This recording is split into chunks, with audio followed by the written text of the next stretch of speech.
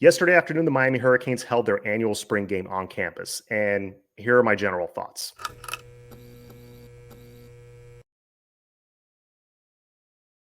Okay, so I'm not going to get into every single player or even every single position group. I just want to give you my general thoughts and feelings coming out of the scrimmage because at the end of the day, it's a scrimmage. And really, what I look for the most is no injuries, obviously, and there are none of note that I can think of or that has come out so far.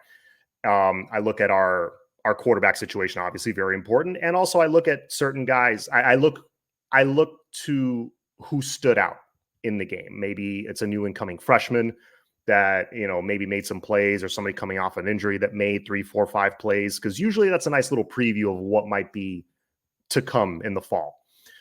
First and foremost, let's start with the obvious. Cam Ward. All eyes were on our new starting quarterback, and he did not disappoint.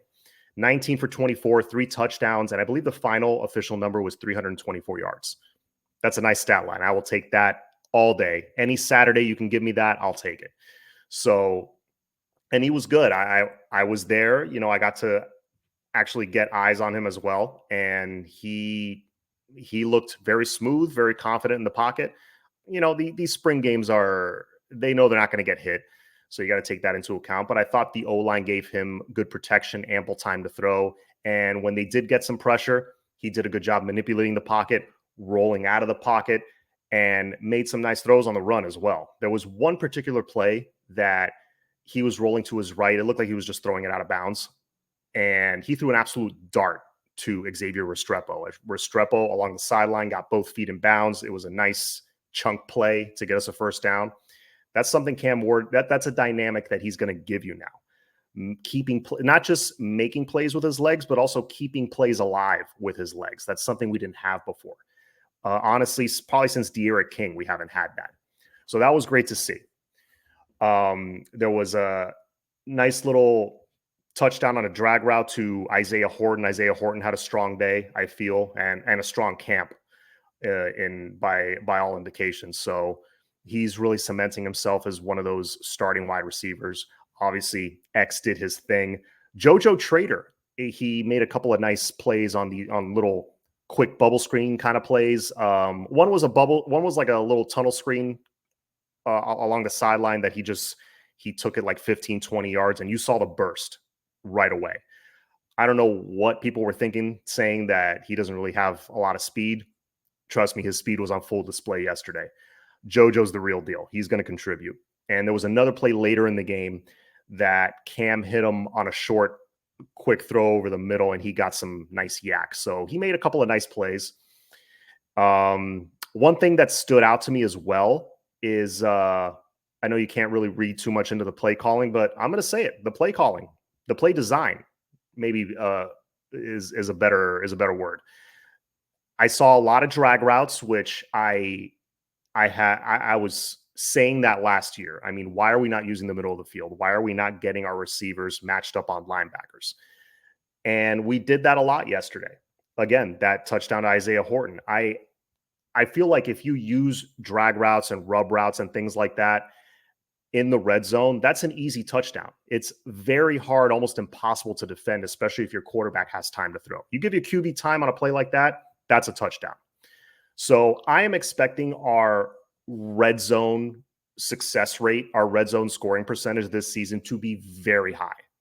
Can't tell you what our record is going to be, but that is one aspect that I feel comfortable saying that should skyrocket this year. So looking forward to that. Some other guys that stood out to me, obviously Elijah Lofton. It's another name that's been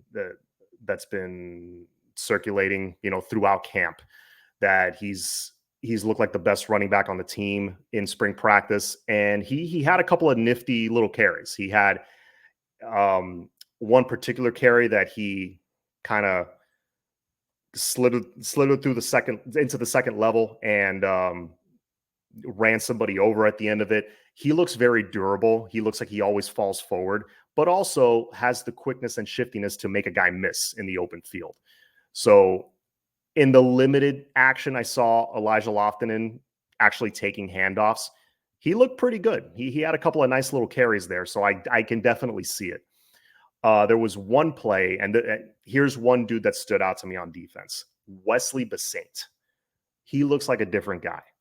There was one play, I want to say on the first possession, that Wes shot the gap and laid the boom on Elijah Lofton. I mean, you heard the thud from the stands and crowd reaction and everything. So Wes made a really nice play there. He made a few nice plays like that. I got to commend him.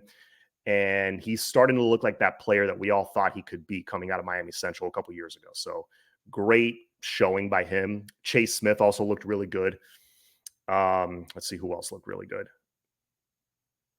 I thought the D tackles, Clark, was disruptive. Let's see. I'm trying to think of, Cameron Pruitt. I thought he made some nice plays. There was one play early, again, first drive, that Xavier Restrepo made a dude miss down the sideline. I think it was Jadis Richard that missed a tackle down the sideline, and it looked like he was gone. And then Cam Pruitt chases him down from behind and brings him down. So that was a great hustle play. Great to see from a freshman. There was another play that I forgot who the receiver was, but Cam threw an absolute dime down the sideline. It would have hit him right in the breadbasket, but Pruitt was right there, stripped the ball out as soon as the ball hit him. So good play by him, good showing by him overall. I definitely see what people are saying about Cam Pruitt. So hopefully I know he's got to put on some weight, but hopefully he can be a contributor. I think he can be. I don't see any reason why not. O-line, I thought for the most part looks solid. Like I said before, D-line, I think we're going to add to the middle of that D-line in the portal. So I'm not too concerned there. I definitely think there was a certain amount of edge pressure there on certain possessions. So I felt like the battle was back and forth. I think overall the offense won the day, but the defense made its share of plays, causing a couple of fumbles.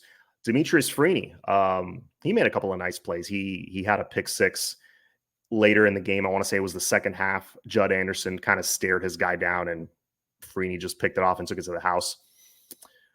And I'm trying to think if I'm missing anything else or anybody else. I think that pretty much covers it as far as individual guys that stood out to me. As far as the backup quarterback situation, I know that's something people have had their eye on.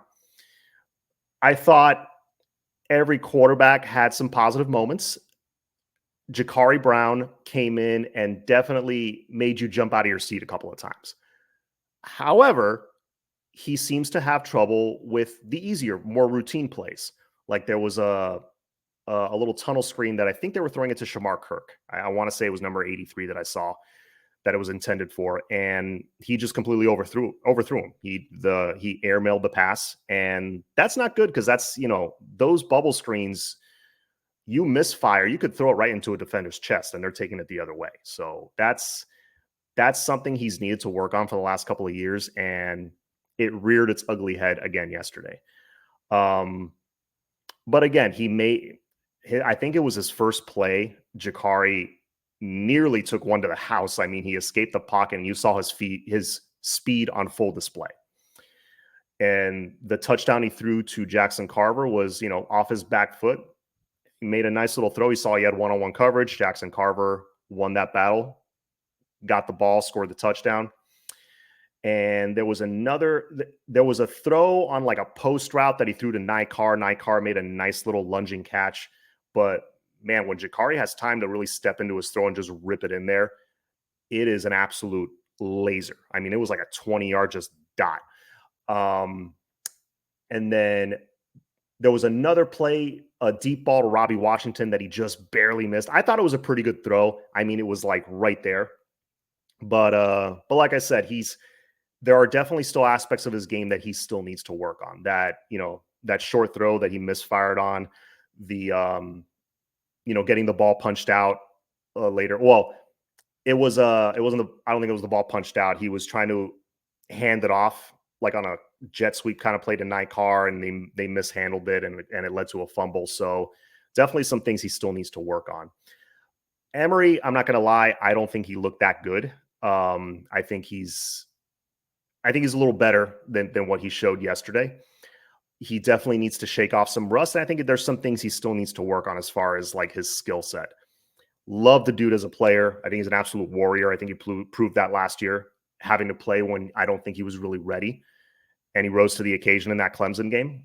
But yeah, I think Emory still needs a little more time to cook. I think this season will be a good opportunity for him to redshirt and continue to learn and continue to get healthy, because he just broke his arm just a few months ago. He made a couple nice throws, but a couple throws that he missed that he probably wishes he had back. Poffenbarger, honestly, they didn't really ask him to do too much. He had more of like a game manager role, but he hit a couple of nice throws as well. I don't think he misfired like the other two. But there was one play that stood out, I think, on his first drive where he's backpedaling and he threw an absolute dime to Riley Williams, and Riley Williams makes an insane catch that made the crowd go crazy. So definitely every quarterback had a positive moment or two. All have something to work on. But if I were to go solely based on this spring game, Poffenbarger probably would get a slight edge over the other two as far as QB2. Obviously, Cam's number one. No one's arguing that. But if I had to go just from this game, that's the way I would see it. And as for any other, I'm just trying to make sure I'm not missing anybody. I think that was pretty much it. So, yeah, those are my overall thoughts. A few guys on defense stood out. Cam looks like that dude, as we expected. And now we embark on hopefully what will be a very short off season. Hopefully it goes by quick. We're about to head into a wild transfer portal window. I think people were looking forward to that more than the spring game itself, to be honest. That's how much college football's changed, but it's about to get crazy on Monday. So everybody get ready for that. Anyways, that's it for me. My thoughts and feelings on the spring game. Please, if you have any opinions you want to share, you disagree with me, or you saw what I saw, maybe you were at the game, maybe I ran into you. I know I say hi to a few people, but throw it down in the comments. Please hit the like button, and I will see you guys next time. Go Canes.